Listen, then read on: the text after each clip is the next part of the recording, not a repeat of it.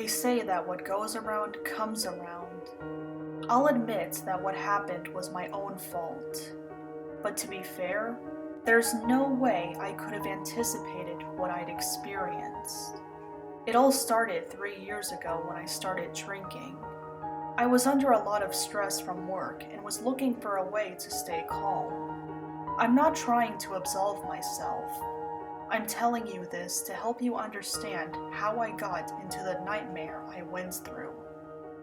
I had this friend named Jim who told me about this new bar.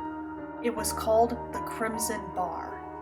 This place had a signature drink called the Crimson Margarita. Margaritas happened to be my favorite alcoholic drink at the time. So of course, I agreed to go with Jim. The bar was open only at night. Looking back, that should have been a red flag. Jim and I went to the Crimson Bar on Friday night. The building's name was in red neon lights above the entrance. Jim and I went inside and we were surprised by what greeted us. The bar's interior was very old-fashioned. It looked like a tavern from the 1930s. It didn't have TVs, a jukebox, or anything. The only normal thing about the place was the patrons. I figured that the Crimson Bar was one of those themed bars. Jim and I decided to sit at the bar. The bartender welcomed us and asked what we'd like to have. Jim and I ordered the Crimson Margarita. The drink was a deep shade of red. When I picked up the glass, I noticed the margarita smelled weird. It was pretty faint, so I couldn't tell what the smell was. I asked Jim if he noticed the weird smell. He said he didn't and started drinking his margarita. I figured that the Crimson Margarita had a unique ingredient. I took a sip and was amazed by the flavor. It was unlike anything I'd ever tasted. The margarita was so excellent that I gulped the whole thing down. I looked at Jim, who pretty much did the same. It took only 3 drinks for me to get super drunk. For the record, I'm no lightweight. Plus, a margarita doesn't have that much alcohol to begin with, never mind 3. Jim ended up as drunk as me after consuming the same amount. My vision was getting blurry, but I could still see everything. The bartender asked Jim and me if we enjoyed the Crimson Margarita.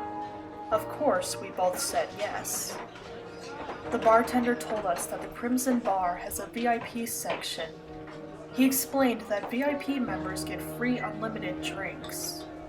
The bartender then offered to give Jim and me a tour of the place. With an offer like that, we couldn't refuse. Jim and I got up and followed the bartender. 2 other patrons saw us stumbling and helped us along the way. What I saw would haunt my dreams forever. There was a dungeon with people chained to the walls. They all looked pale and miserable. The bartender approached one of the prisoners. When he saw him, the prisoner begged the bartender to leave him alone. The bartender grabbed the poor man and bit his neck. The prisoner screamed in pain as blood trickled down his neck. Only then did I realize what was going on. I tried to get out of there, but the patron who helped me tightened his grip on my arm. He looked at me as he bared his fangs. Before the man could bite me, I kicked him in the nuts. He released me to cover his groin, and I booked it out of the Crimson Bar. I don't know how far I got from that place, but I was stopped by a couple of officers. I tried to tell them about the Crimson Bar and what was happening there, but all that came out was drunken slurs. I'd spent the night in jail, but I didn't care. It was better than what could have happened at the Crimson Bar. When I sobered up the following morning, I told the police what had happened. I could tell from their faces that they didn't believe me. Even so, the police couldn't ignore Jim's disappearance. They investigated the Crimson Bar. Unfortunately, things didn't go as I'd hoped. The police spoke with the staff and patrons from the previous night. According to their testimonies, Jim and I were acting weird the night we visited the Crimson Bar. Basically, they accused us of being on something. This would explain my claims of imprisonment and murder in the Crimson Bar. As for Jim, the other patrons said that he and I got into a fight and went our separate ways.